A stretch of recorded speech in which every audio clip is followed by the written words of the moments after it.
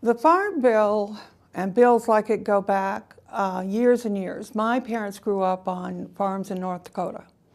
And as a young child, I remember hearing dinner table conversation, kitchen table, because that's really how it was, conversation about how many rows you could plant and how much of this and how wheat was being poured on the ground and that sort of thing. So I didn't grow up with a very positive view of farm regulation generally.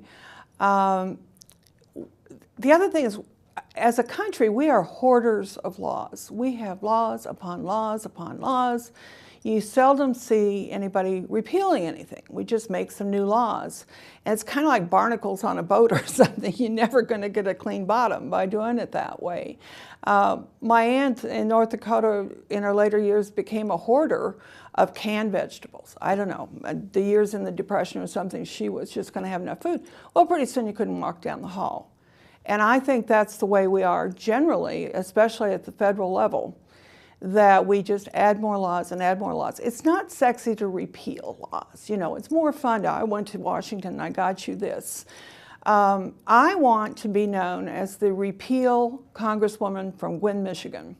I want to get in and working with anybody, I don't care, right, left, middle, upside down, to get rid of as many burdensome laws that can suddenly pop up when somebody least expects it. Somebody wants a little crony capitalism and they go find this law. Well, that's just no way to allow businesses to flourish. So once again, I think we should have the feds out of as much stuff as we can. So in terms of a point of view that you would expect from me, it would be, hold on.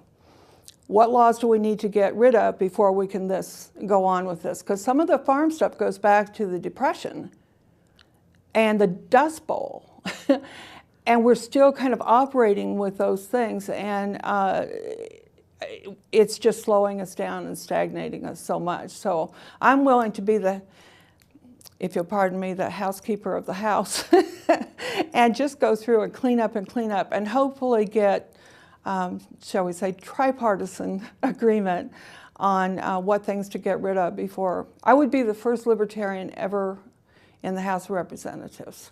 So they'd have to make a new scoreboard, and I guess they'd have to put me in the middle of the room. Somebody suggested a swivel chair because I don't know what's right and what's left, and I don't care who's Republican and Democrat because I'm some of each.